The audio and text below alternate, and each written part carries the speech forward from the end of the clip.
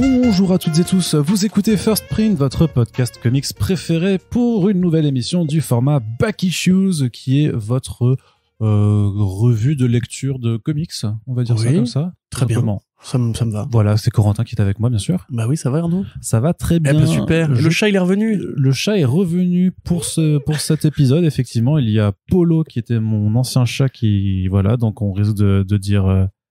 alors, Corentin va essayer de le faire miauler dans le micro, mais ça va être compliqué. Il furette. Mais heureusement, ce n'est que pour une dizaine de jours, parce que c'est bien gentil, mais quand il fait tomber les micros en passant avec son gros cul sous la table, c'est relou. Alors Ouais, il est énorme ce chat. Il est très bien, mais il est trop marrant. Ouais. T'as entendu le petit souffle là? Oui, le petit souffle là, on l'a entendu. Ok, pardon. Bref, sinon Corentin, ça va toi? Vas-y. Oui, très oui, bien. oui, Bah oui, alors, hein, les comics, hein, les bouquins. Les comics, c'est quand même mieux, c'est mieux que les chats, clairement. Et aujourd'hui, donc, on a un petit programme, on a 5 albums dont on avait envie de vous parler avec du super-héros un petit peu, de l'indé aussi, et de la création même française, mais édité sous label comics par chez nous. Donc, on va tout de suite commencer avec un certain Punisher, Corentin. Oui. Le Punisher est revenu l'année dernière dans une maxi-série de 12 numéros écrite par Jason Aaron avec Jesus Saiz et Paul Azaceta au dessin. Le grand retour de Big Pun dans des comics chez Marvel, puisque pendant plusieurs années, en fait, le personnage avait été mis de côté parce que Marvel avait notamment un petit problème de gestion publique de l'image du Punisher, puisque son logo était de plus en plus utilisé par des factions fascisantes, paramilitaires, policières et tout ça, que ce soit aux États-Unis ou parfois même ailleurs. Annulé pour cause de nazis. Voilà, tout simplement, parce que le problème, c'est que ils voulaient pas que leur image soit associée justement aux mouvements d'extrême droite, et ce malgré en plus les protestations du co-créateur du personnage, Jerry Conway, qui disait, mais aux flics même, de dire mais arrêtez d'utiliser ce symbole, justement, vous avez pas compris le personnage. Et donc plutôt que d'essayer de, parce que c'est difficile de faire expliquer, de faire comprendre des choses, j'imagine, à des fachos, ils ont tout simplement décidé de mettre le personnage de côté, mais de le refaire revenir avec une histoire qui va aussi expliquer en tout cas un changement du logo en question qui faisait tant polémique après sa récupération. Mais c'est une histoire qui vaut aussi le Punisher être curieusement le nouveau leader ou l'un des bras droits armés de la main. C'est le bras de la main. C'est ça. C'est le point. Enfin, c'est le point. Il l'appelle maintenant. Ouais, c'est le point. The Fist of the Hand. Corentin. Oui. Premier album, alors avec un découpage assez curieux quand même de la série pour la VF de chez Panini, puisque c'est 4 numéros. Alors même si c'est des numéros de 30 pages, ça fait donc le standard de l'album à 120 pages. Mais disons que pour 12 numéros, on y reviendra peut-être après, mais je pense que vu qu'en VO c'est quand même découpé en 2 parties, oui, c'est un petit peu chelou, mais on y reviendra. Mais en tout cas, qu'est-ce que ces 4 premiers numéros nous offrent? Est-ce que c'est bien ou pas? Je dirais que contrairement aux nazis, déjà, Jason Aaron a compris, lui, qui était le Punisher. Alors, qu'est-ce que ça nous donne? Ça nous donne déjà un projet qui va être une sorte de grande réinvention, puisque dans la logique de Jason Aaron, il est toujours difficile d'imaginer une seule trame temporelle fixe. Et donc là, on va avoir droit à des allers-retours entre passé et présent.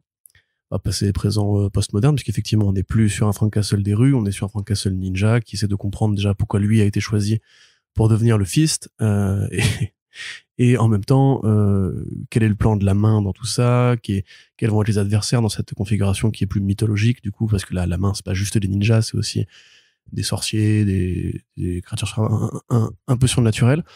Et pas vraiment d'ailleurs des références qui sont faites à Daredevil Shadowland, qui était un peu là qu'était apparue l'idée justement que la main cherchait une sorte d'incarnation de son grand démon originel, le dieu du meurtre. Ouais, la bête. Voilà, la bête. Finalement, c'est plutôt assez frais, je trouve. C'est-à-dire qu'il y a une manière, en fait, d'écrire Castle tout en sobriété.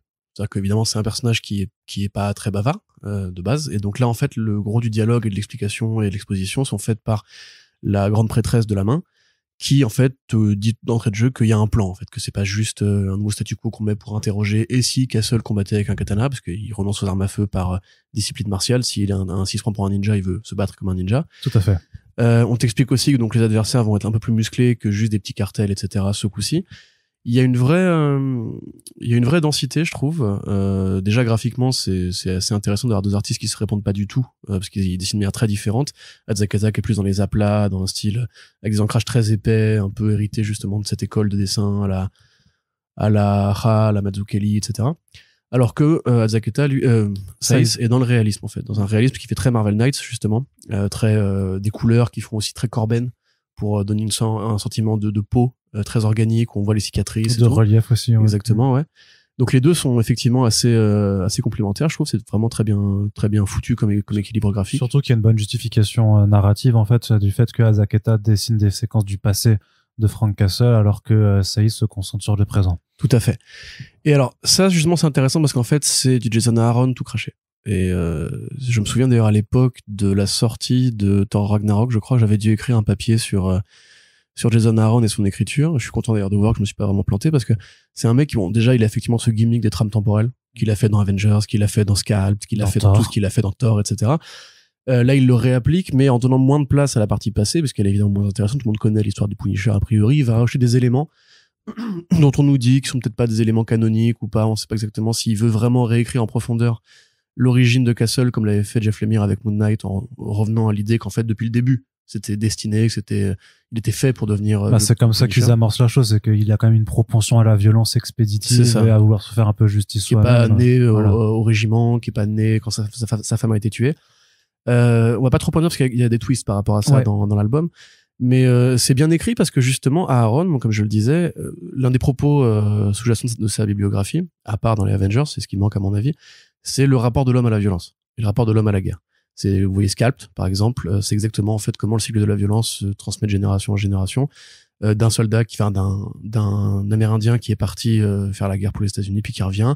Southern Bastards aussi. Southern Bastards, c'était exactement ça aussi, et également The Goddamned, qui est littéralement en fait un propos presque en fait biblique et originel sur le sens de la violence depuis que l'homme est homme, puisqu'on s'intéresse à Caïn, le premier criminel de l'histoire humaine. Et là, justement, Frank Castle, c'est un héros parfait pour Aaron, parce que c'est un héros qui sait qu'il doit tuer, c'est sa vocation immédiate, qui sait pourquoi c'est logique dans sa tête, mais qui sait aussi que les autres ne doivent pas tuer. Et donc, il y a toujours une espèce de rapport un peu ambigu. C'est un tueur qui déteste les tueurs, mais qui là travaille avec des tueurs, et qui veut à la fois punir les criminels, tout en comprenant que lui-même fait partie d'un plus grand plan qui en fait légitime la violence. Donc c'est plutôt bien foutu.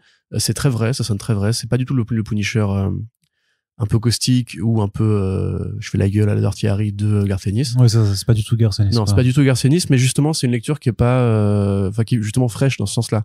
C'est que Ennis n'aurait pas fait ça. Ennis, son Punisher serait arrivé, il aurait dessoudé la main et il serait barré en rigolant, limite, tu vois, en jetant une grenade dans la gueule de la prêtresse. Ouais.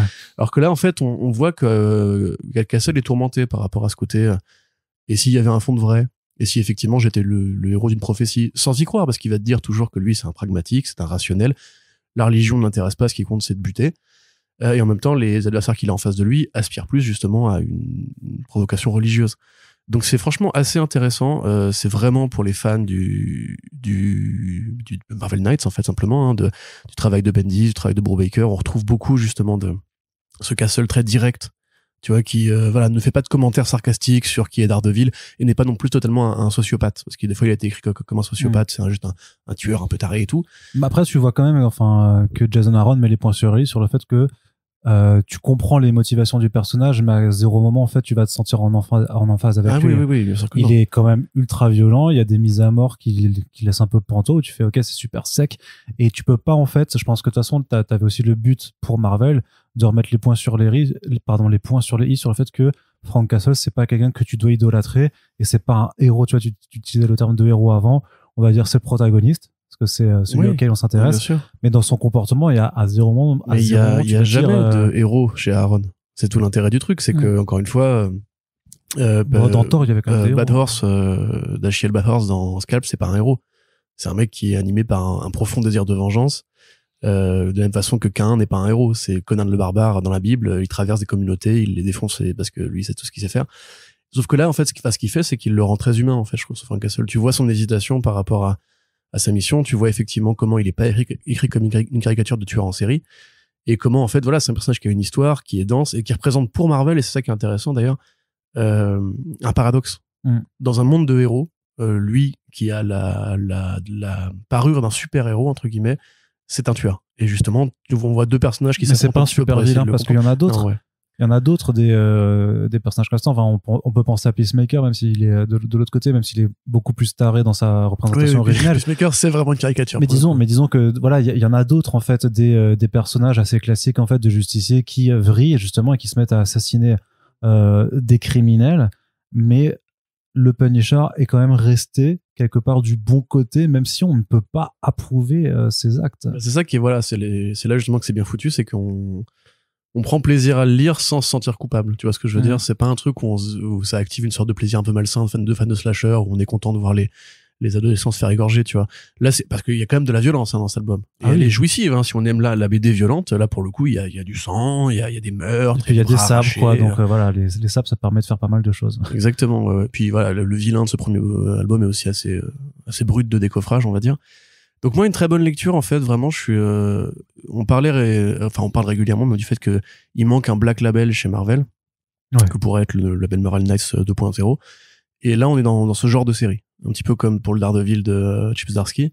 D'ailleurs, il y aura un lien à terme à tisser entre les deux, parce que, spoiler alert, la main, c'est d'abord Daredevil, hein, évidemment. Pour ceux qui sont un jour sur la VO, et de Daredevil, et de Punisher, vous savez de quoi on parle.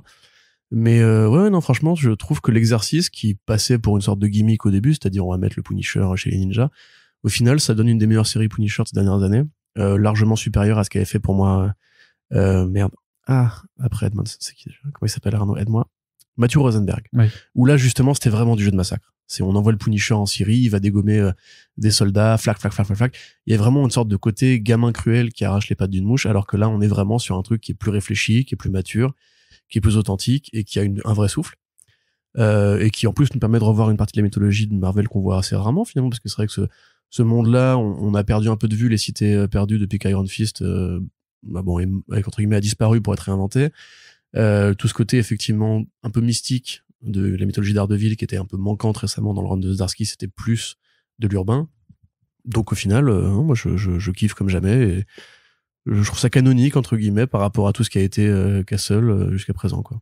Ouais, non, c'est une bonne lecture. Comme dit, moi je suis juste un peu interpellé par le découpage pour la VF de le faire en 3 tomes au lieu de 2, ce que je trouve quand même bizarre. Parce que, comme dit, en VO, c'est book 1, 6 numéros, et book 2, les 6 autres numéros. Là, du coup, ça coupe, en fait, un livre dans la moitié. Donc, il n'y a pas de petit profit, mon pote.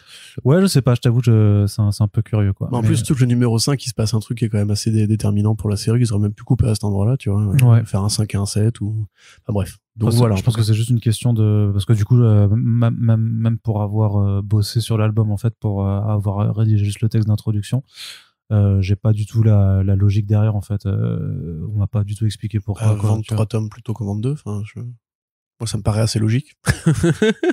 Alors oui, mais c'est pas comme ça. Enfin, c'est peut-être que c'est vraiment du calcul comme ça, bête et méchant. Je sais pas. Moi, je pensais que c'est juste pour aller sur un standard de publication, que c'est 120 pages vraiment. Donc, il faut faire les 120 pages et donc, vu que c'est des numéros un peu plus longs, on doit se dire. Après, la ça. série en est au numéro 9 en VO, donc elle a pris du retard, je crois, non? Peut-être. Parce qu'il me semble que ça fait un petit moment qu'on en parle, les Punisher d'Aaron. Ouais. Peut-être qu'ils ont fait ça pour se donner une marge de manœuvre et pouvoir avoir un tome 2 pas trop loin, tu vois. Ouais, parce que je suis d'accord, t'as l'argument de oui, effectivement, vendre plus d'albums vu que c'est un personnage populaire, mais en même temps, les réalités des ventes des séries dans les comics, même pour les super-héros, elles sont aussi bien connues. Donc, je suis pas sûr que ce soit forcément le meilleur calcul à faire. Mais bon, ce sont des considérations. Mais en tout cas, le récit est bon et c'est ça qui compte pour Corentin. De toute façon. Donc, c'est à retrouver depuis le début de l'année en librairie. C'est vendu à 19 €. Donc, chez Panini Comics. Maintenant, on reparlera de super-héros plus tard. Mais pour maintenant, on va parler de robots. Avec 2 titres. Et du coup, on continue avec Panini, du coup.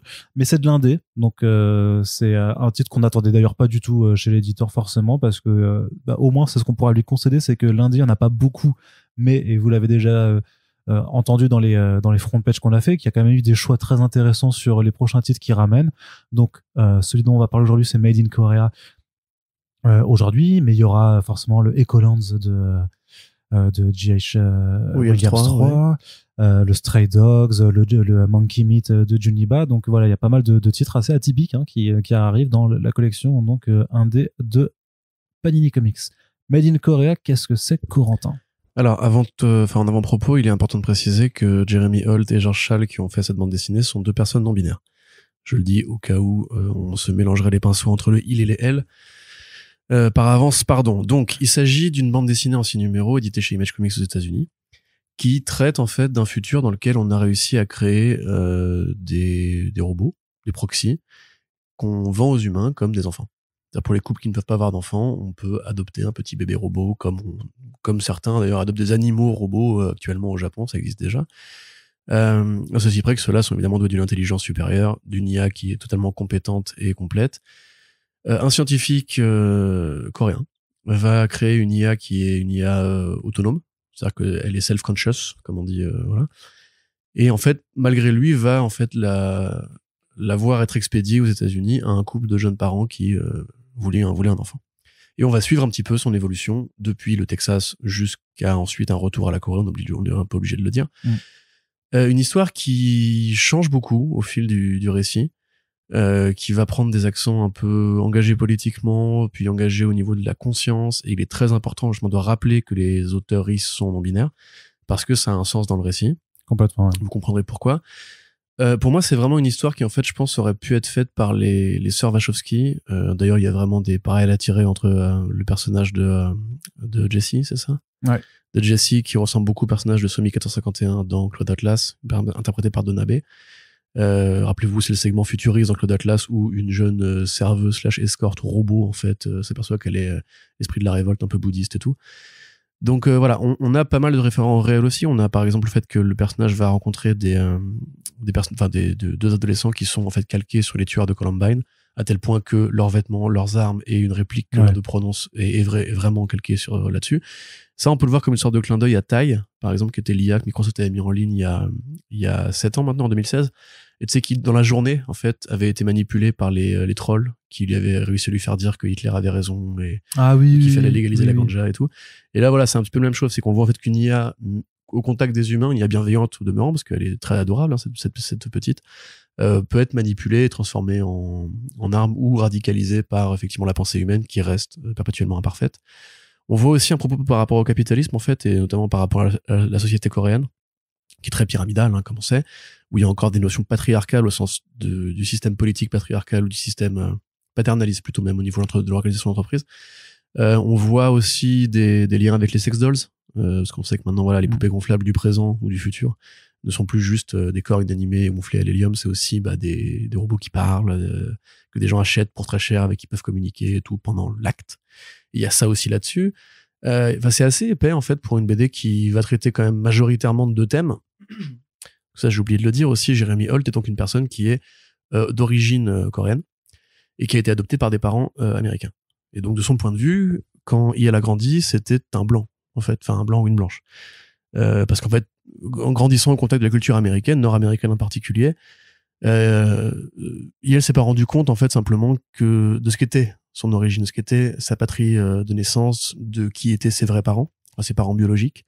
Et il y a un propos là-dessus, parce qu'évidemment c'est une petite fille qu'on envoie aux États-Unis, qui est adoptée alors par un couple avec une maman chinoise et chinoise, je crois, je sais plus, et un père caucasien, et qui après va revenir en Corée et découvrir un petit peu ses racines, comme on imagine Holt a pu le faire en faisant des voyages là-bas. Oui, elle est chinoise, elle parle mandarin. Oui, cantonais. Ouais.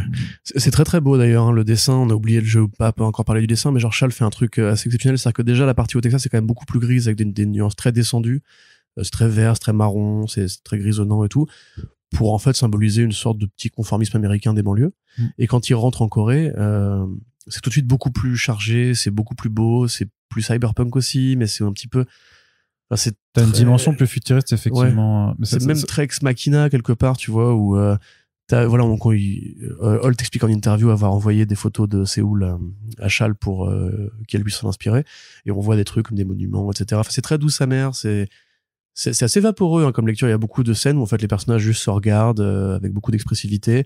Le dessin insiste beaucoup justement sur les traits de Jessie et pour nous faire comprendre que c'est effectivement une petite fille, même si biologiquement ce n'est pas le cas. Pour qu'on voit son innocence comme Pinocchio, pour qu'on voit le fait d'être lâché dans un monde un petit peu compliqué, parce que pour elle tout est nouveau, mais en même temps tout est facile d'accès parce que c'est un ordinateur, donc elle peut ingérer la connaissance très vite, pardon. Mais elle a quand même des valeurs morales, elle a quand même un comportement d'enfant. Et là où le lien se fait avec les Wachowski, c'est qu'en fait la fin de l'album, déjà pose la question du rapport au corps, qui est un truc qu'on voit dans Sense8 et dans Cloud Atlas, même dans Matrix quelque part.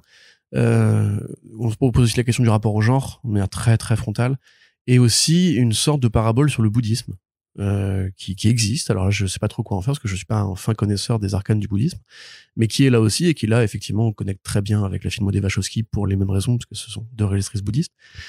Donc c'est vraiment un tome que moi j'aurais envie de conseiller justement à toutes celles et ceux qui ont aimé Cloud Atlas, qui ont aimé Sense8, qui aiment ce genre de fiction qui évidemment peut dérouter.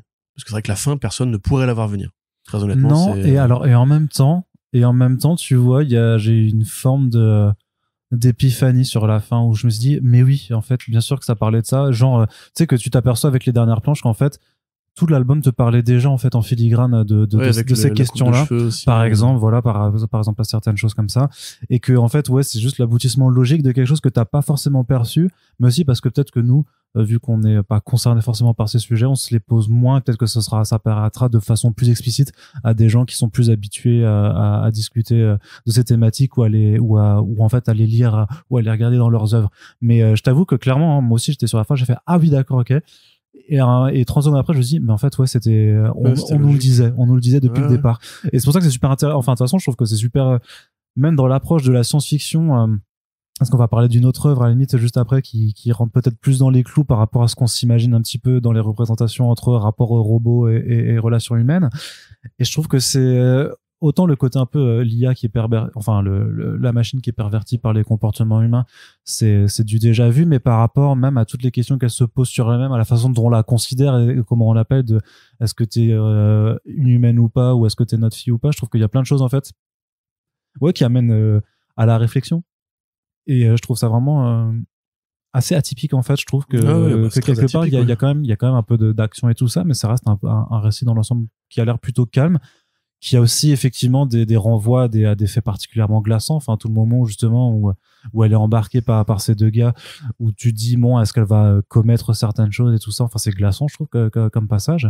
Et j'imagine que c'est aussi lié au fait que forcément, vu que c'est une autrice ou un auteur, une autrice américain, que forcément c'est des situations du réel en fait et d'un quotidien en fait qui marche. Je sais pas si IL a vécu ça ou connaît des personnes qui ont vécu ça, mais moi j'imagine que c'est une forme d'exorcisme un petit peu, de dire que c'est un des mâles de la société, tu vois, clairement. Oui, mais ce qui est intéressant, c'est justement le dessin de Chal qui va pour moi tordre le cou à cette lecture-là. C'est-à-dire qu'effectivement, quand on va parler de Not All Robots, donc pour le citer, on a quelque chose qui est vraiment voilà de la science-fiction telle qu'on peut l'imaginer, qui est parfaite d'ailleurs à mon sens, dans ce rapport au robot. Mais là, en fait, le dessin de Chal fait que, tu vois, on parlait des tueurs de Columbine, il les dessine pas comme des tueurs. Il les dessine comme des adolescents, souriants. Et c'est très désarçonnant, je trouve, parce que le dessin est très doux, très tendre même, avec ses personnages, ses héros, ses décors, la maison, par exemple, ou le grenier où ils mettent Jesse, qui est super bien dessiné, qui est très chaleureux. Et il y a un effet granuleux, un peu, qui fait un peu comme des empreintes digitales, tu sais, qui traversent un peu l'album, comme des vaguelettes, un peu comme l'espèce de cubicle comment on dit, les murs de bureaux comment on dit l'inverse d'un open space, hein. Les bureaux carrés d'habitude, tu sais. Ah oui, je vois, mais okay. Voilà. Bref, je l'ai pas, mais là en l'occurrence c'est en arrondi comme ça. Je pense que ça a un sens parce que le motif revient assez régulièrement. C'est que c'est un motif de la fluidité justement, mais tu parlais du côté violent aussi. Enfin, on peut voir des emprunts très évidents à Otomo notamment. Mais oui. C'est pareil, la façon dont c'est fait, c'est avec ces espèces de décors assez vide et où tout passe par l'expressivité, le regard, de l'héroïne et le regard, effectivement.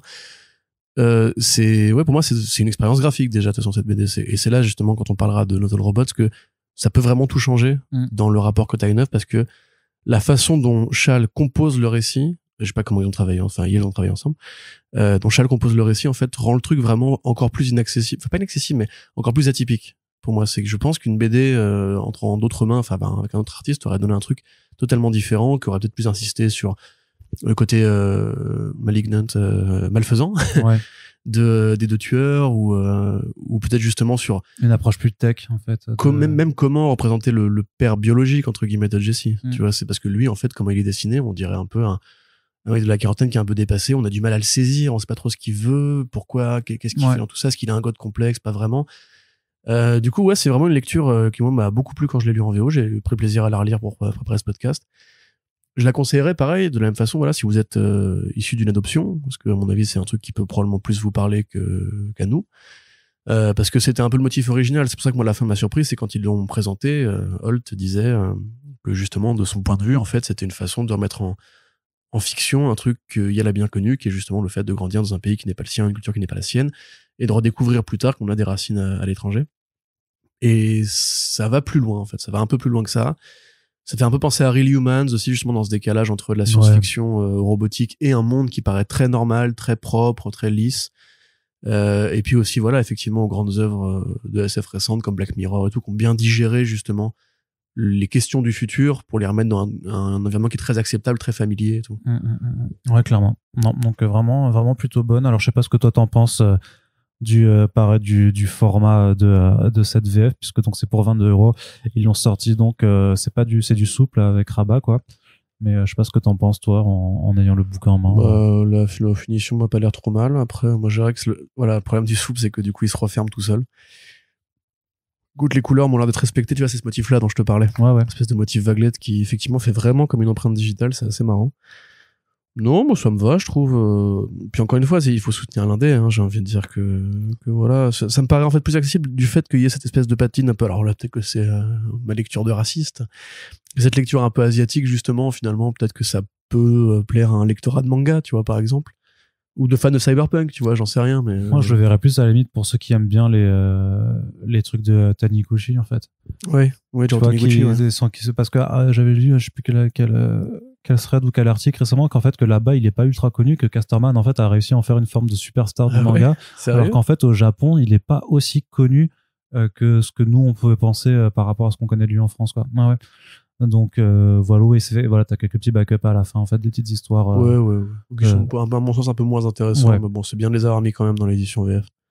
C'est ça, donc disponible en librairie pour la somme de 22€. Et on vous rappelle que dans la description de ce podcast, vous pouvez retrouver des liens pour passer commande chez nos partenaires de Comics Zone, un comic shop indépendant de Lyon. Donc si vous n'avez pas de comic shop à proximité, vous n'avez pas peur de passer commande en ligne, en passant par ces liens, vous pouvez soutenir à la fois la boutique et le podcast. Des robots toujours avec Not All Robots de Mark Russell et Mike Deodato Jr. qui a gagné un Eisner Award de la meilleure comédie l'année dernière. Je sais pas si c'est vraiment une comédie, mais... Alors que ouais, c'est ça clairement, ça sent pour en débat. Pour moi, c'est un peu, tu sais, comme... je me souviens quand j'étais ado... Non mais écoute, Attends. Mon cousin m'avait montré, tu sais, Dr. Follamour de Kubrick. Et du coup, moi, ne le connaissant pas, je me renseigne et on me dit c'est une comédie réalisée par Kubrick. Déjà bizarre parce que je me dis que Kubrick c'est pas un mec marrant.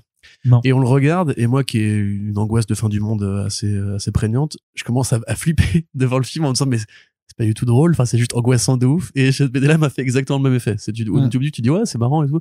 Après tu te dis oh merde on va tous crever en fait, c'est fini, ça y est. Ouais. Bah ouais, c'est ça, c'est complètement ça. Pour moi, c'est limite. En tout cas, c'est vrai que j'ai encore quelques retards sur toute la biographie de Russell, même si vous le savez, si vous écoutez ce podcast, que j'adore ce monsieur. Mais pour moi, c'est un de ses titres les plus sombres. Oui, bah oui. Enfin, clairement. En même temps, parce qu'il touche à des sujets qui nous paraissent plus proches et plus potentiellement crédibles aussi, je pense. C'est parce que presque quelque part, on s'est habitué à l'idée que les politiques, c'est fini. Et que le jeu politique a été foiré. Alors que là, en fait, le fait de le lire justement après la sortie de GPT-4 et du nouveau Midjourney et tout, tu vois, ça me fait vraiment flipper. Ouais, mais il y a deux lectures en fait, parce que il y a ce côté. Il y en a plein. Enfin, c'est ça.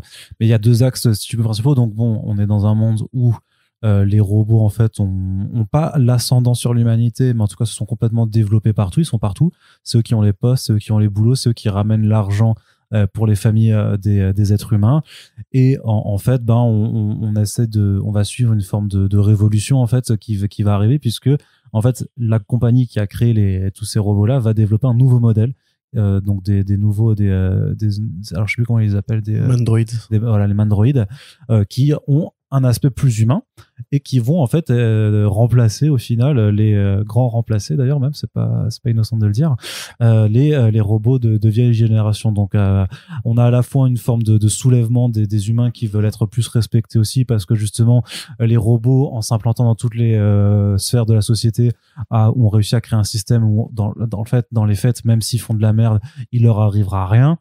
Il y a notamment une des affaires de procès qui est fait par voie informatique et où c'est réglé vu que c'est des machines, forcément c'est calculé en millisecondes et en fait le verdict est non, il se passe rien, voilà, c'est bon, vous pouvez repartir.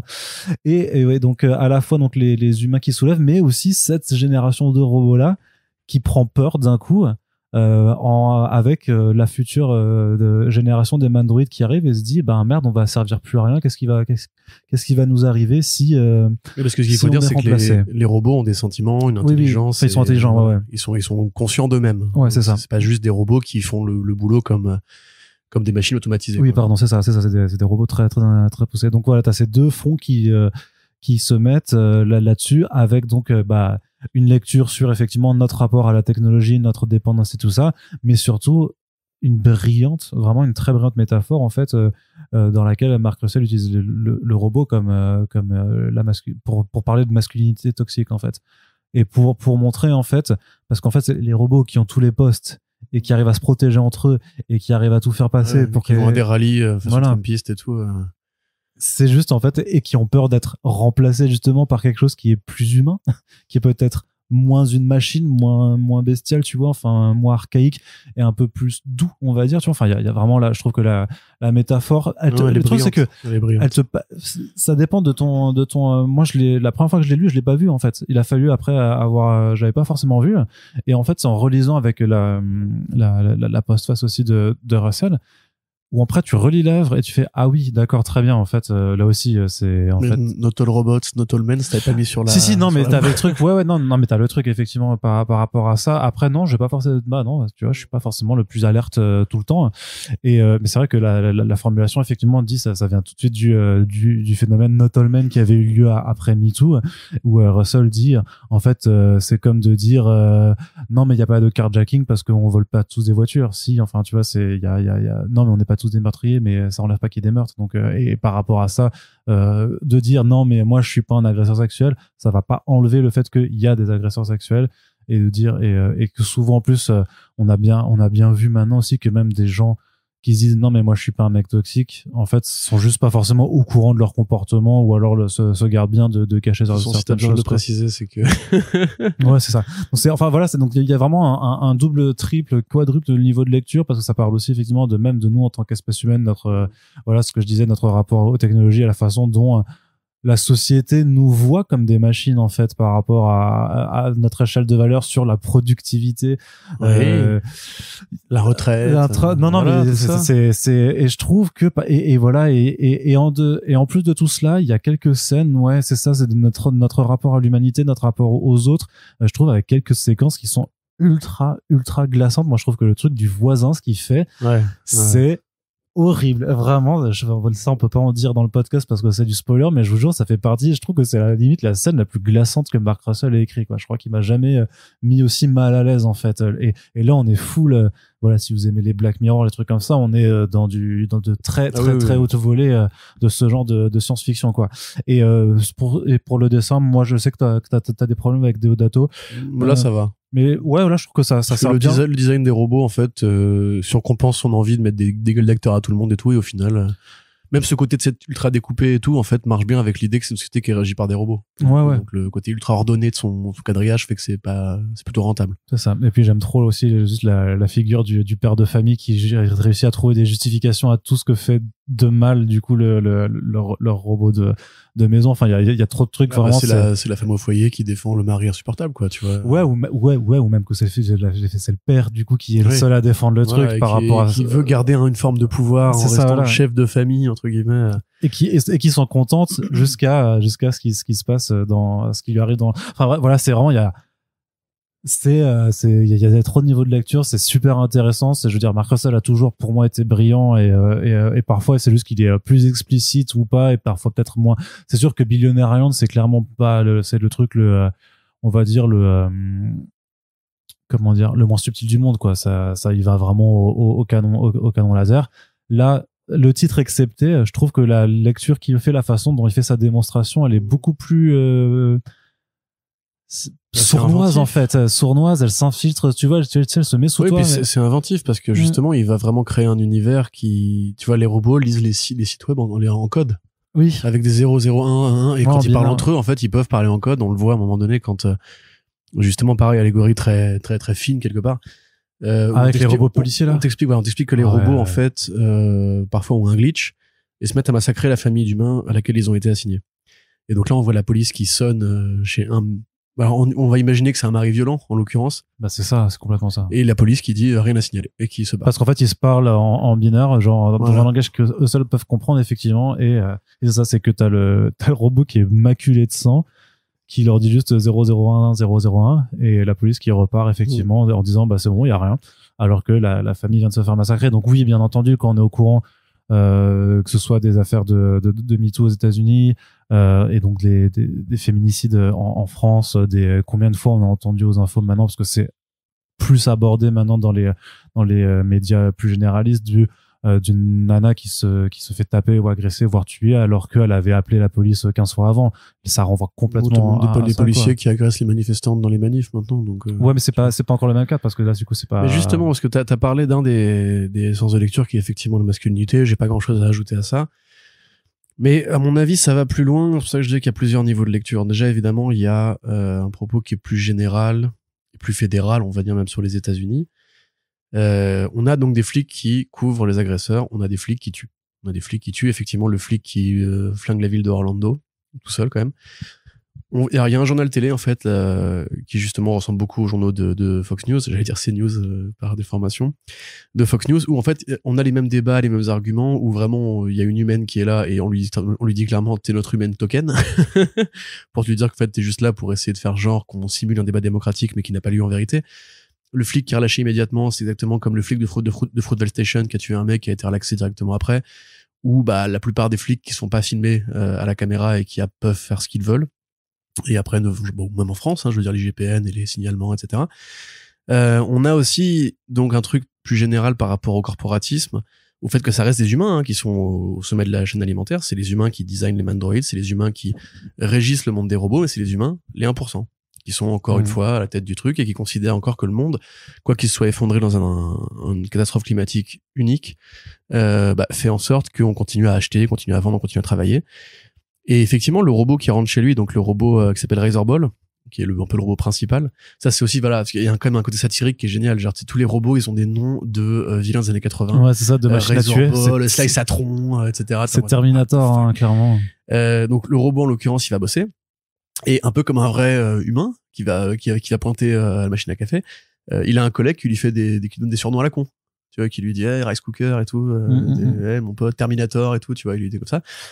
Qui a un collègue qui va avoir une promotion à sa place, et t'as tous les robots collègues qui arrivent avec un gâteau juste pour les besoins de la scène. Et quand le Razorball se casse, les robots ils font qu'est-ce qu'on fait du gâteau maintenant? Bah on le jette. Ouais, c'est ça. Ils imitent tellement bien justement les codes. En fait voilà, c'est vraiment de la satire détournée. C'est le principe, c'est qu'on prend une situation, on la déporte dans un contexte de fiction, et donc elle nous paraît tout de suite beaucoup plus évidente. Là on voit un petit peu comme dans le manga sur les retraites de Inu Asano, un truc par rapport à la crise sociale, en fait, du fait qu'on met beaucoup d'employés dans la rue et que les robots aussi, en fait, peuvent être pris de dépression nerveuse, peuvent être pris de la crise de l'inemployabilité et finir par essayer de se foutre des balles dans la tête, etc., etc. Une jeune génération, effectivement, qui les remplace, qui est un peu moins les salariés, c'est justement les ouvriers d'autrefois, qu'on remplace par des mecs qui font plus business, plus start-up, plus marketing, et que les anciens, du coup, qu'est-ce qu'ils font? Ils vont se foutre dans des rallyes et suivre l'équivalent de Donald Trump, qui va leur dire soyez fiers de votre masculinité robotique, on va dire. De la même façon d'ailleurs que le gars donc qui fait sauter Orlando, enfin le robot qui fait sauter Orlando, c'est clairement un clin d'œil à Kyle Rittenhouse, le mec qui pendant les manifs George Floyd avait tiré sur des manifestants.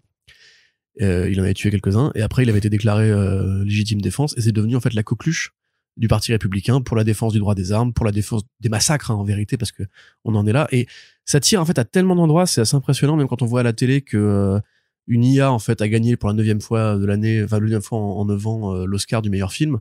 Une IA qui s'appelle algorithme de manipulation de l'émotion. Ça c'est Midjourney, genre c'est le futur, tu vois, c'est les algorithmes de création du futur quand les IA feront de la vidéo et qu'elles trouvent exactement les codes qu'il faut pour avoir un Oscar, tu vois. Oui, et puis le fait que même au sein de ces industries, en fait, que tout est réfléchi maintenant en fonction de schémas algorithmiques, c'est-à-dire que même si peut-être que les films ne sont pas encore directement faits par des ordinateurs, clairement, il y a tout un tas de stratégies dans le marketing aussi, dans les productions qui font que c'est pensé pour plaire de façon algorithmique en fait au plus grand nombre. Oui, bien sûr. Là, pareil, t'as les bagnoles automatiques. Tu vois, du coup, même qui percute un humain. Et comme ça arrive en vrai, parce qu'actuellement on fait des tests justement pour ça, et en fait l'algorithme déjà a du mal à différencier les populations noires des populations blanches, du coup elle rentre plus facilement dans les noirs, c'est assez logique. Mais c'est un des débats qu'on a aujourd'hui sur les voitures automatiques, c'est qu'en fait une voiture préférera toujours en fait parer à la mort du conducteur plutôt que de parer à la mort du passager. Et là c'est fait avec un cynisme et une froideur qui sont vraiment glaçants, quoi. Et c'est là du coup moi que ça m'a fait peur en fait, c'est que ça se passe dans un contexte donc d'effondrement climatique. Et au-delà c'est un peu une suite à Billionaire Island, quelque part. Bien sûr. Bah, de toute façon, Russell, généralement, est conscient qu'on ne peut pas faire de fiction sans parler de ça. Parce que c'est la réalité de demain et d'aujourd'hui. Ouais. Et du coup, ça va un peu dépasser, justement, cette allégorie du rôle de l'homme pour aussi poser des questions à l'humain en mode, mais rappelez-vous quand même, quand vous étiez aux commandes, vous avez bousillé la Terre. Et donc, même si le monde que nous on fait pour vous, il est injuste, c'est un monde qui est injuste parce qu'il suit une logique. Et que cette logique-là, ne vous laisse pas la place de commander parce que vous ne savez pas commander, vous n'êtes pas apte à commander. Et la fin, parce que du coup, c'est une série en plusieurs tomes. Hein. La fin se termine par rendez-vous dans le tome 2. C'est sympa, ça a été prolongé pour un deuxième volume. Voilà. Et la fin vraiment te décrit un peu un wasteland vraiment à la Mad Max, Mad Max, en plus réaliste, avec moins de mecs en cuir. Où vraiment en fait tu t'aperçois que peut-être que les robots effectivement ce sera la seule solution demain quand en fait on aura réalisé qu'on ne peut pas en fait faire autrement. Moi du coup le lire à l'aune de justement ces débats qu'on a aujourd'hui, alors je pense que la révolution des machines prendra un petit moment quand même et que pendant un temps on va nous bassiner en nous disant que mais non, les machines vont pas vous remplacer, il faudra juste apprendre à travailler avec, les voir comme des outils, que les avocats de demain qui travailleront avec des IA seront des meilleurs avocats d'IA parce qu'ils auront plus de compétences, que les graphistes c'est pareil, on va pas les remplacer, ils vont juste s'inspirer de Midjourney, enfin c'est un discours qu'on entend un petit peu en ce moment. Mais un jour peut-être, vu les progrès que ça fait et la vitesse à laquelle ça les fait, peut-être qu'en fait il y aura plus d'emplois et qu'effectivement on va devoir parler du salaire à vie, parler en fait de l'employabilité des gens dans un monde où il y aura plus de travail, plus de travaux, plus d'emplois, et que en fait cette piste que pose Mark Russell, comme il avait prévu en quelque sorte le présent politique avec Prez, peut-être que là en fait c'est une vraie prophétie sur justement un jour quand, alors pas forcément avec des robots tueurs qu'on est dans les années 80, mais quand en fait on aura instauré justement GPT-4 comme un truc qui peut remplacer les avocats, les comptables, les journalistes, etc. Et est-ce que le gouvernement va pas nous dire justement restez chez vous, glandez, et laissez les machines travailler à votre place jusqu'au moment où on perd le contrôle. Et jusqu'au moment où on peut plus faire de manifestation parce que les flics en face sont des robots. Et ça m'a vraiment terrifié. Je trouve que c'est une BD qui est géniale. Vraiment, pour moi, c'est du génie. C'est pas au sens c'est génial, ouais, c'est trop bien. C'est du génie. Ça mérite son Eisner Award carrément. Et ça touche à tellement, en fait, de sphères que tu peux analyser juste une page et voir où est-ce qu'il a trouvé l'idée. Tu vois, par exemple, le coup de l'IA qui leur fait conseiller thérapeutique pour la famille. Ouais. C'est un truc qui existe déjà. Il y a déjà, en fait, des programmes d'entraînement pour les psys avec des IA. Ça commence. Les émeutes contre les massacres perpétrés par la police, c'est encore très réel. Hein. La crise de l'emploi dans le néolibéralisme aussi, les licenciements de masse, les fuites des salariés. Et effectivement, voilà, le fait que parce que si on voit ça comme des hommes, le fait qu'entre guillemets le capitalisme crée l'espèce de néofascisme qu'est Trump, que Bolsonaro, etc. ou en France, trouvez l'équivalent que vous voulez. C'est super puissant de voir que justement si on rend les IA entre guillemets self-conscious, elles-mêmes tombent dans l'espèce de prison de ce système en fait, et elles-mêmes finissent par adopter les mêmes réflexes, les mêmes mécanismes, de se dire mais attends, pour qui on travaille, pourquoi on se crève le cul, pourquoi est-ce qu'après on est viré comme ça sans un merci, est-ce que nous aussi on n'aurait pas envie justement d'aller savater le système en place et tout. Et donc ça c'est à la fois beau et triste, et moi ça me parle beaucoup. Voilà. Mais après, tu vois, là, on en parle comme un truc super grave et tout, mais il y a quand même beaucoup de scènes qui sont très marrantes aussi. Je veux dire, quand ils sont au rallye, justement, du Trump local, du Trump robotique, bot Trump, et que, tu sais, il fait une blague à la con, et t'as les robots qui font, haha, séquence rire terminé. Il y a plein d'idées comme ça, mais des fois, vraiment, c'est juste, c'est bestial au niveau de l'humour. Il y a vraiment un côté genre, c'est super grave, mais en même temps, c'est un peu marrant et tout. Pour moi, il faut quand même pas être un grand paranoïaque ou un grand flippé du futur pour le lire. Mais Mark Russell, ouais, pour moi, c'est peut-être l'une de ses meilleures BD là. Ouais. Très honnêtement. Et après, ça a toujours un petit peu l'éthique d'écriture, un petit peu de marque. C'est-à-dire que souvent, en fait, il choisit ses univers pour infuser ses idées et que ceux, comme pour Billionaire Island, ceux qui veulent vraiment le destin d'un personnage et voir son évolution et tout ça seront sûrement un peu sur leur fin. De la même façon que dans Billionaire Island, tu voyais que on va dire le héros qui n'a pas de nom d'ailleurs si je me rappelle bien, qui voulait venger sa famille, au final tu t'intéressais pas tant que ça à ses motivations, à son développement, c'est sûr, parce que c'était vraiment pour te montrer pour te montrer en fait l'absurdité de ce monde de milliardaires. Là aussi, quelque part, la famille en question, même si il y a une trajectoire, c'est pas des personnages que tu vas te remémorer. Par contre, c'est en fait ce qui leur arrive ou la façon dont les choses, c'est plutôt les événements que tu ils vois sont qui volontairement effacés et fades parce que justement ils sont là pour t'amener à l'idée que toi aussi ça pourrait t'arriver, tu vois. Et puis encore une fois, je veux dire, maintenant les gens connaissent un peu Russell, même s'il est pas très lu en France. Tu vas pas regarder un film de Jacques Tati pour les dialogues. Tu vois, tu vas pas regarder un Tarantino pour le twist. Tu vois, il faut comprendre comment un auteur fonctionne et comprend ses histoires. Si vous aimez la SF d'anticipation, il y a pas un mec plus pertinent sur le marché. Au moins, en plus, il a ce côté un peu marrant qui permet de rendre cette prophétie pas trop prêchi-prêcha et plutôt ludique. Parce que c'est vrai quand même que c'est très ludique. Moi, je me suis marré 2-3 fois en tremblant de peur. Ouais. Et comme on l'a dit, c'est appelé à une suite, donc on verra si. Oui, j'ai dit une bêtise, ça n'a pas encore été annoncé la suite, donc je sais plus si c'est un truc qui m'avait dit à New York et que j'ai laissé échapper, ou si je fabule parce qu'il a fait déjà une suite à Billionaire Island, mais à mon avis. Non, mais ça se termine par en VO, ça se termine par fin du volume 1.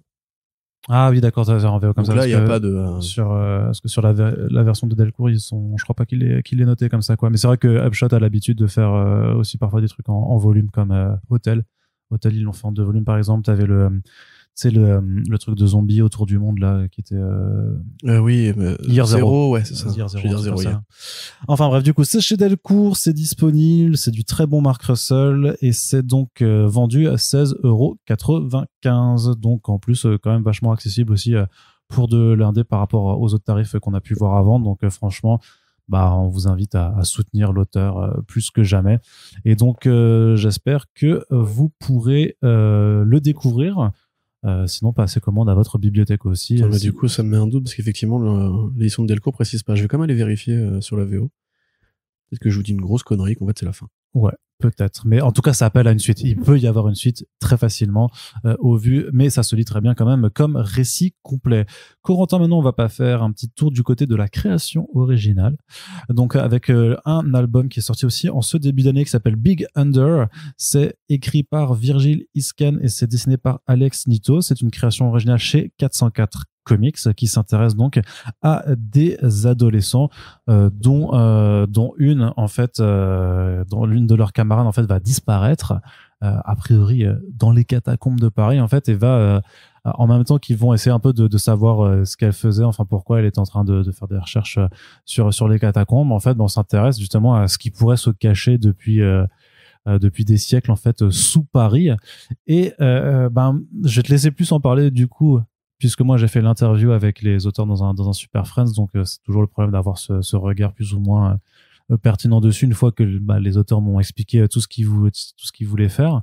Qu'est-ce que tu en as pensé, toi, Corentin? J'ai trouvé ça bien. À mon sens, on n'est pas forcément au niveau de ce qu'avait fait justement, rappelle-moi, les Oriol Rogue et Laurent Cassie. L'album s'appelait Mundus. Voilà, Mundus. Parce que ça tape dans les mêmes référents, on va dire. On est encore dans du John Hughes, on est encore dans la bande d'adolescents façon, alors en l'occurrence moderne, mais façon années 80 justement avec ces dynamiques de Losers Club et tout. Avec un truc ça reprend la 4e de couverture reprend le Breakfast Club, c'est pas l'affiche du Breakfast Club. Je crois que oui, la nana ça doit être Ali Sheedy qui est en dessous effectivement. Bref, mais t'as sûrement raison. Mais donc oui, donc les référents ils se voient dans un Paris justement un peu moderne où les gamins ont des téléphones et donc on fait des références par rapport à ça. Ce que j'aime bien, oui, Arnaud avait raison.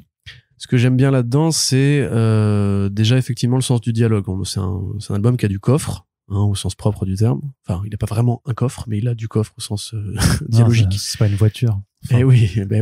Ou alors un Picsou. Il a un grand coffre. Pas mal. Donc un peu technique quand même. Merci. Mais c'est pour les fans de bande dessinée qui nous écoutent. Donc, arrête de me couper la parole, Arnaud. Hein. Donc, voilà. Les référents, tu vois, il y a des dialogues qui sont vraiment très bien écrits, où ça sonne vrai. Tu vois, tu sens effectivement que c'est pas un scénariste qui s'amuse à essayer de faire un truc qui fasse beaucoup d'exposition. Limite, justement, on piétine un peu l'exposition pour aller vers ce dialogue vrai. On a beaucoup de personnages qui font des doigts. On a des mains qui rentrent dans les phylactères. C'est un effet que j'aime beaucoup, moi, ça, c'est quand le phylactère interrompt le dialogue ou quoi.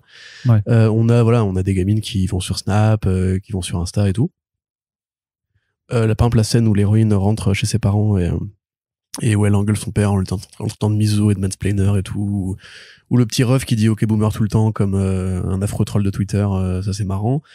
Il y a pas mal de trucs qui sont marrants. Après, à mon sens, justement, ça a le défaut de ses qualités, autant le principe où c'est vrai que les ados parlent comme ça, en un sens. Enfin, probablement, je sais pas, moi, ça fait un moment que je suis pas un ado, mais j'ai YouTube et Twitch. Et c'est vrai que les ados parlent comme ça. Par contre, ils parlent pas comme ça tout le temps. Et moi, j'ai un problème avec le fait que ces personnages ne sont pas foutus de communiquer sans s'engueuler. Et ça, à mon avis, c'est un truc qui, en voulant sonner vrai dans le côté conflit qui est réel, je veux dire, on a tous eu des bandes de potes où on s'engueulait, où on se traitait de chien, etc. Surtout chez les mecs d'ailleurs. Là, il y a vraiment ce truc de un balèque toutes les deux phrases, alors pareil, l'usage du masculin pour parler à ses copines, les gars, frères, mecs et tout. Ce qui est vrai aussi, c'est les adolescentes vraiment disent aussi frère. Voilà, parce que moi on me reprend au taf quand je dis frère à mes collègues féminines, mais voilà, je suis aussi un adolescent quelque part. Mais voilà, il y a des dialogues qui se répondent pas parce qu'en fait t'as l'impression d'avoir déjà lu cette scène 3 fois dans le fait qu'elle s'écoute parler, mais à part justement faire l'exposition de genre voilà, on a fait nos recherches sur le langage des jeunes, l'intrigue elle-même ne bouge pas par rapport à ces interactions. Ouais. Et là justement l'album pour moi est déséquilibré parce que on a beaucoup de scènes justement de vie qui tapent sur ses référents John Hughesiens, mais finalement c'est vraiment qu'à l'arrivée des Svastikra, très bon nom d'ailleurs, que ça commence à shifter. Et du coup moi j'aimerais bien savoir la suite en fait. Tu vois, j'ai eu une histoire justement dont j'ai vraiment eu que ce qui aurait été en comics dans un format plus réduit, en fait l'équivalent de 2 numéros. C'est ça, ouais. Tu vois. En fait, non, mais c'est le même constat que j'avais fait et dont j'avais parlé à l'auteur, c'est que moi, je trouve que c'est la force de cet album, c'est qu'en termes de caractérisation, en fait, t'es vraiment à côté de ces personnages et que justement, parce que Virgile, je crois, il approche de la cinquantaine ou, en tout cas, il a plus que 40 ans, quoi. Mais il disait que justement, il a un ado ou une ado à la maison, donc forcément, ça aide un petit peu. Mais c'est vraiment l'impression que j'ai eue en lisant l'album, c'est vraiment ouais, ok, j'y crois, c'est jeune. Je suis d'accord aussi. Par contre, c'est vrai qu'il y a, je crois que le gamin qui dit ok boomer tout le temps, ça m'a saoulé. Non, moi, les balais, ouais, mais parce que tu te dis pas ok boomer pour tout n'importe quoi comme là, tu vois, là je trouve que c'était un peu trop. Je crois qu'il y a des balais aussi où je me suis dit ouais, c'était pas. Après les frères et ça m'a pas dérangé parce que je l'utilise aussi beaucoup depuis pas mal de temps maintenant, quoi.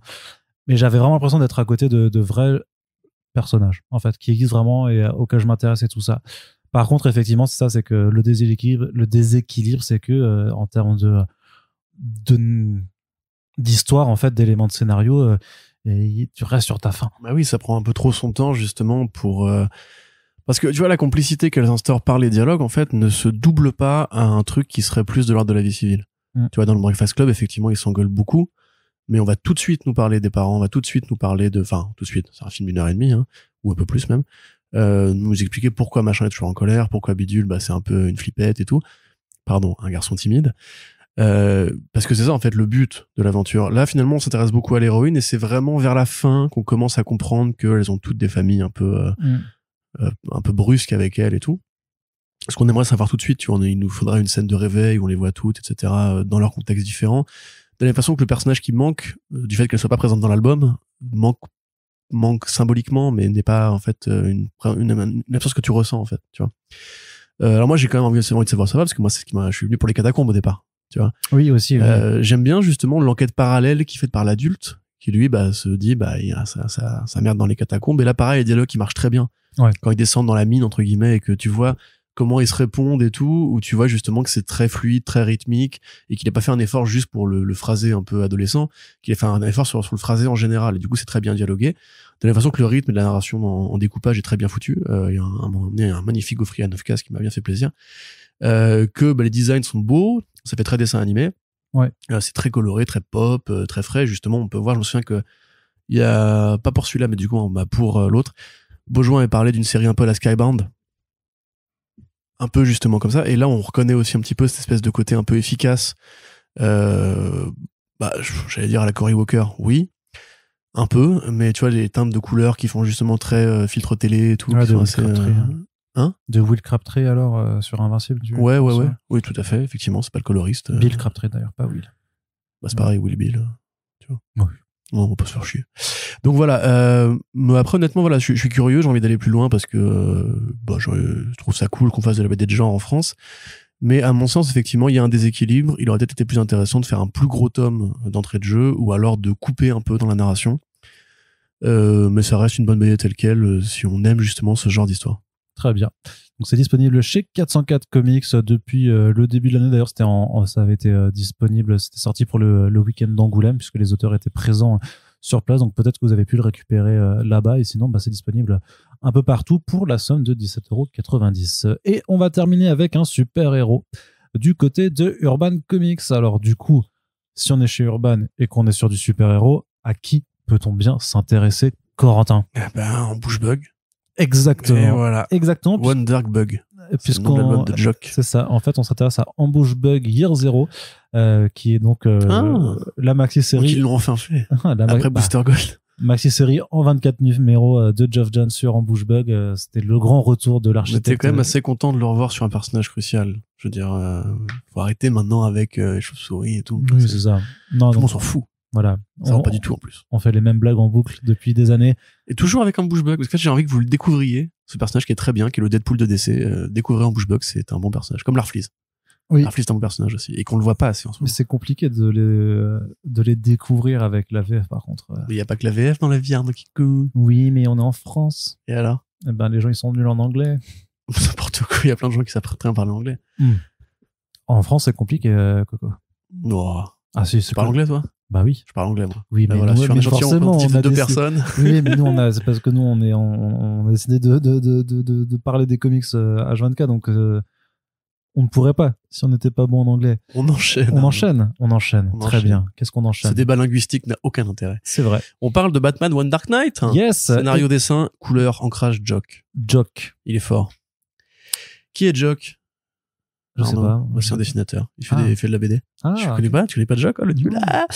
Qui a fait The Losers, notamment avec notre ami Andy Deagle, adapté au cinéma avec notre ami Chris Evans. Il y a beaucoup d'amis d'ailleurs dans ce film-là. Il fait Idris Elba. Qui fait des concept art. Exactement, concept artist. Travaillé aussi un peu sur. Il a fait des posters pour le film Dread. Il a fait du Snyder avec La Nuit des. Non. Black Mirror, du coup, qui s'appelle en français Sombre Reflet. Oui. Avec Frank Avila. Il a fait quoi d'autre? Il a fait le Snapshot aussi avec Deagle, hein. Le Batman qui rit. Il a fait Green Arrow Year One, qui a servi d'inspiration à la série Green Arrow. Donc il y avait comme pas mal de choses. C'est un artiste vedette et un concept artiste de génie qui travaille avec Mondo aussi pour faire des posters et tout. Enfin, c'est un mec vraiment très très très talentueux. Il a fait un petit truc que t'aimes bien, je crois, qui s'appelle Witches. Il a fait Witches, que j'aime beaucoup effectivement, de Snyder, qui est l'une des rares créations originales de Snyder qui soit bien. C'est pour ça que j'aime bien. Tu t'abuses. Non, c'est la réalité. Et là justement d'ailleurs ça infuse parce qu'on retrouve des petits bouts de Snyder par-ci par-là dans cette histoire qui raconte donc le transfert d'un prisonnier à travers Gotham City, un prisonnier qui s'appelle EMP, c'est ses initiales et ses pouvoirs, qui peut il peut absorber l'électricité et en la relâchant créer une onde de choc électromagnétique qui coupe les machines. Voilà, l'électricité dans la ville. Donc c'est un Batman en plein blackout qui doit trimballer un gangster. Parce que One Dark Knight s'écrit Knight façon chevalier, quoi, mais c'est un jeu de mots avec une nuit noire tellement aussi. Original, quoi. Oui. Nightmare, j'adore. Tous les jeux de mots qu'ils ont fait avec Knight quand même, c'est peut-être changer un peu de gimmick, les frérots. Mais donc on va arrêter de railler mon cher Arnaud Kikou parce que c'est de la bonne BD. Ah, tu trouves? Moi j'ai bien aimé. Ok. Ah bah j'ai bien aimé. Pourquoi j'ai bien aimé, Arnaud? Bah dis-moi. Bah je vais te le dire. Le podcast part en couille. C'est toi avec ton débat sur l'anglais français là, t'as perdu ta motivation là. Voilà, donc il est démotivé à fond. Donc ça parle donc de ça effectivement, ça parle donc aussi des gangsters qui vont lui cavaler après. En fait, c'est un croisement entre plein de films qu'on a pu déjà voir par le passé. 3 artistes pour Yuma par exemple de James Mangold dans lequel Christian Bale doit trimballer Russell Crowe à travers les États-Unis pour lui faire prendre un train qui l'emmènera à une ville où il sera jugé. Ou bien The Warriors aussi quelque part, on traverse une ville la nuit avec des gangsters qui nous cavalent après. Escape from New York quelque part de Carpenter, ou Assaut de Carpenter aussi, parce que justement c'est un héros solitaire face à plein de gangsters qui veulent le braquer, et dans une ville où on trimballe un prisonnier, en l'occurrence le président des États-Unis, pour échapper à cette ville en chaos. Sauf que là, c'est Batman et c'est Gotham City. Et donc, il y a tout un usage de la topographie qui va être fait, qui ressemble beaucoup à ce qu'avait fait Riccardo Barbucci sur, oui, je crois, sur DMZ de Brian Wood, où on prend la ville en fait comme vraiment une sorte de grande jungle urbaine, où on va suivre les déplacements d'un personnage. C'est pas Barbucci. Pas Barbucci, non. Je me suis posé la question, mais qui c'est? C'est Riccardo Buccelli ou Buccelli, ça, peut-être. Mais c'est pas Barbucci. Barbucci, c'est Skydoll. Oui, je sais pas. Voilà. Bref. Donc, c'est le mec qui a fait des DMZ au niveau du dessin. Et ça ressemble beaucoup à ça, en fait. Ça ressemble beaucoup à ces comics des années 90 et 2000, qui justement, en fait, prenaient la périphérie urbaine comme un terrain de jeu intéressant, attrayant, où la ville, quelque part, n'est plus un personnage, mais vraiment un terrain de chasse. Et un peu comme No Man's Land quelque part, tu vois aussi, où justement on découvre des facettes de Gotham City qu'on a moins l'habitude de voir. D'ailleurs, c'est une Gotham City qui est très moderne, qui est très moderne dans le contexte des années 2000, des films un petit peu thriller urbain, course-poursuite et tout. On n'est pas du tout dans la Gotham City gothique. On n'est pas dans la Gotham de Lovecraft, on n'est pas dans la Gotham de Burton, on n'est pas dans la Gotham même Chicago, hein. C'est vraiment une Gotham qui fait New York, qui fait même Baltimore quelque part, parce qu'il y a un côté un peu The Wire, dans les choix de décors qui sont faits. C'est très ancré dans le réel, à part le personnage de EMP qui en plus même lui d'ailleurs évoque presque plus un vilain à la Infamous, on va dire, qu'un vilain à la Batman, hein, quelque part. On a un propos par rapport à la corruption des élites qui est un peu moins bien ficelé. La méchante vraiment de la Lome est très caricaturale à mon avis, et c'est vraiment le truc classique en plus de je vais me venger parce que machin, t'es en mode c'est bon, ça j'ai déjà vu ça 1000 fois, c'est pas la peine. Et ce qui ressort en fait à mon sens, c'est surtout une expérience graphique. Ouais. Parce que on s'attend pas à ce que Jock du jour au lendemain se réveille en grand scénariste de bande dessinée. C'est un mec qui a toujours accompagné des grands scénaristes, mais ça a jamais été lui-même un auteur accompli. Sur 3 numéros, je trouve que l'exercice fonctionne parce que c'est le rythme et la façon qu'il a de mettre son scénario au service de son dessin qui fonctionne. C'est-à-dire qu'on a effectivement cette magnifique scène avec le train qui arrive, on a cette scène dans les égouts qui fait très Frank Miller, qui fait très combat contre les mutants. On a donc tous ces plans aériens où on voit effectivement comment il dessine les rues, comment il dessine justement les ponts, comment il dessine les gares abandonnées. On se demande même s'il n'y a pas un petit peu de logiciel 3D quand même. C'est possible. Les trucs sont vraiment très très très réalistes au niveau des proportions. C'est une belle utilisation de la verticalité des planches par moment. Exactement. Aussi, mais il y a plein de splash pages, c'est très généreux au niveau du dessin. Son jeu, voilà, c'est un virtuose, hein, y a pas à chier. Pareil pour l'utilisation des ombrages, on voit un peu du ruisseau, tu vois, où quand elle est tête dans le noir, on voit juste le sourire et les yeux, tu vois, où encore une fois les lunettes de la méchante qui font tout de suite très Eduardo Risso, très Sin City aussi. Les effets de texture qu'il met aussi, tu vois, où il y a toujours des espèces de lui c'est pas du coup si c'est du pointillisme aussi quelque part, mais ça fait voilà très très dessin virtuel, très Ashley Wood, tu vois, ça sort un peu de la case et tout. L'ancrage est magnifique, les silhouettes de Batman sont merveilleuses. L'espèce de deuxième costume qu'il fait à Batman aussi, je trouve plutôt réussi parce que on voit qu'il en chie pour de vrai. Le vilain qui a un petit côté Mr. Freeze, justement, vilain dramatique, qui est un peu piégé de ses pouvoirs, c'est plutôt une bonne idée. En fait, je trouve que c'est une bonne lecture. Tu vois, c'est pas aussi bien que d'autres, c'est pas Killer Smile, tu vois, enfin c'est pas Smile Killer plutôt. C'est pas le Batman qui va te marquer la vie, etc. Mais l'édition plutôt grande d'Urban qui profite bien des planches de Jock. Quelques bonnes idées, quelques bons référents filmiques. En plus, c'est toujours un genre qui est assez haletant. Tu vois, le fait de la course-poursuite dans une ville en blackout, un truc qu'on a pu déjà voir au cinéma ou quoi. Même quelque part dans The Dark Knight, tu vois, je veux dire, la course-poursuite avec le Joker pour le faire évader et tout, enfin, avec Harvey Dent qui se fait trimballer et le Joker qui veut le capturer. C'est un peu ça, et ça marche très bien à Gotham parce que c'est une ville qui est faite pour l'action urbaine, tu vois. Donc, du coup, ça marche à mon sens assez bien. J'avais noté d'autres trucs, mais je crois que j'ai un peu fait le tour.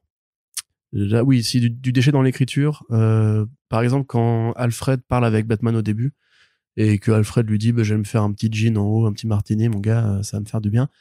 T'es en mode, non, déjà, Batman parlerait pas comme ça à Alfred ne répondrait pas comme ça à Batman. Je suis pas un casse-couille de l'interprétation, etc. Mais ça m'a vraiment fait penser à l'époque où David Finch écrivait The Dark Knight, la BD, et où Alfred disait à Batman, je me ferais bien un petit boulard et tout. Enfin, t'es en mode, ça existe, hein, où il parlait, je sais plus, d'une nana en costume de lapin, et il disait, ouais, il y a plein de sites qui parlent de ça. Si vous voulez, Maître Wayne, je peux aller vérifier.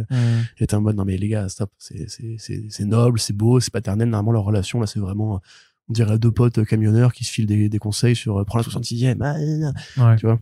Ouais, c'est pas terrible. Pareil, le côté Batman qui descend dans les ténèbres des égouts et qui dit ouais, it's too dark, I like it, avec un sourire vraiment où tu te dis ça c'est Millerien en crevé, mais ok, mais Miller il a une façon de le faire qui rend le truc pareil plus noble que ça. Là il y a vraiment un côté un peu adolescent chez Batman qui, quand il combat Jock, quand il combat Croc, pardon, où t'as le même truc, tu vois, en mode Ouais, ok. Donc là, en fait, c'est le moment où il a décidé de devenir un fasciste. Et il a commencé à dire creep pour parler de Croc constamment. Mais voilà, au global, c'est normal qu'un scénariste qui a lu du Batman par d'autres gens reprenne des idées et essaie un peu de faire son petit hommage digéré et composé. Et encore une fois, c'est assez naturel et normal que Jock, qui n'a pas encore 40 BD au scénario à la ceinture, ne puisse pas trouver un truc qui sonne particulièrement original. Là, il se fait un plaisir graphique. Et moi, en tant que grand fan de son coup de crayon, je me suis bien régalé sur les dessins, quoi. Ouais. Qu'est-ce que tu... Non, bah, je suis moins enthousiaste que toi, parce que pour moi, c'est complètement oubliable, d'un point de vue purement scénaristique. Je trouve que effectivement, t'as les éléments, les mots-clés que t'as utilisés, qui sont l'exercice de style, quand même, pour le concept vraiment 3 numéros qui se passent en une nuit avec le décompte un peu horaire et tout, qui fait vraiment, c'est l'action presque en temps réel, en fait, façon 24, tu vois, que t'as envie de voir. Ça en plus. Ah ouais, complètement, hein, tu vois. Et donc, je trouve que c'est plutôt prenant, parce que il y a du rythme, t'as envie de savoir quand même un petit peu ce qui se passe. Après, le vilain, les tenants et les aboutissants de tous ces personnages-là, pour cette histoire, je t'avoue que dans 2 semaines, je saurais plus trop ce qu'ils voulaient non plus, tu vois. C'est pas un truc qui va te marquer. Par contre, ouais, c'est beau, c'est super beau, c'est hyper, là-dessus, il y a rien à dire. Et je t'avoue que même si je m'attendais pas forcément à effectivement, comme tu disais, que Jock se révèle comme un immense scénariste ou je sais pas quoi, je disais, moi, ça m'a laissé sur ma faim. Ce que j'ai fait, ok, j'ai grave kiffé le voyage parce qu'il y avait des belles planches, que c'est du Jock sur Batman, donc c'est vraiment super cool, il est libre et tout ça. Et après, sur l'histoire, mais quand tu réfléchis, tu fais, bon, mais qu'est-ce qu'il m'a vraiment raconté? J'aime bien juste le petit message de fin qu'il adresse, on va dire, au gosse, tu vois. Je trouve que ça montre qu'il a quand même compris un peu l'essence, enfin, une des essences de Batman. Je trouve ça plutôt chouette. Et ça permet, on va dire, un peu de compenser avec les fautes d'écriture que tu as notées. Mais voilà, on le retiendra là dans l'année, pas dans 10 ans, quoi. Ah bah non, mais ça c'est sûr. Ouais, c'est juste. Et c'est juste un petit peu dommage. Par contre, on pourrait le retenir dans l'œuvre de Jock sur le Batman. Tu vois, si un jour il y a une compilation Batman par Jock chez Urban ou quoi, tu vois, ça sera facile à insérer dans le sens où c'est vraiment un plaisir graphique. Mais par contre, c'est vrai que si ça avait été publié dans Detective Comics ou dans Batman la série, ça aurait été un petit filler de 3 numéros. Ouais, c'est ça. Mais c'est ça, voilà, c'est ça que c'est plus que par rapport aux autres projets du Black Label. En fait, voilà, c'est exactement ça. Merci pour le mot. C'est un sentiment de fill-in et pas de grand récit d'auteur. Et je trouve que c'est juste dommage que Jock ait pas réussi à aller plus haut que ça, même si encore d'un point de vue graphique, c'est très joli. Moi, j'ai pas de contre-argument à opposer. Ah ouais, bien sûr. Si vous aimez Jock, voilà. Si vous aimez Batman pour le scénario, peut-être pas. C'est ça. Et donc, c'est disponible chez Urban Comics pour la somme de 17 €. Et c'est là-dessus qu'on va se quitter, très cher Corentin. Donc, oui. On espère que ce podcast vous a plu. Vous avez vu, on essaie d'en faire plus souvent sur les Back Issues pour un peu plus parler de bande dessinée, tout simplement. Et qu'est-ce que je veux dire? Eh bien, on vous rappelle que si ça vous plaît, il faut partager, tout simplement, pour faire découvrir le podcast, mais aussi les BD qui sont chroniquées. N'hésitez pas à nous dire si vous en avez lu certaines dont on a parlé ou si vous comptez le faire. Et on vous rappelle aussi que vous pouvez nous soutenir en partageant donc les podcasts, mais aussi sur notre page Tipeee, qui est ouverte H24. Et on remercie Émilie, Maxime et McNahum qui ont contribué tout récemment, dont un Maxime qui a été très généreux. Merci beaucoup à toi, c'est super gentil. Et merci à toutes les 136 et quelques personnes qui nous soutiennent au jour le jour pour faire vivre ce podcast. Merci de nous avoir écoutés et on vous de nous avoir écouté voilà, sans le Z, de nous avoir écouté. Puis on se dit à très bientôt pour le prochain podcast. Salut.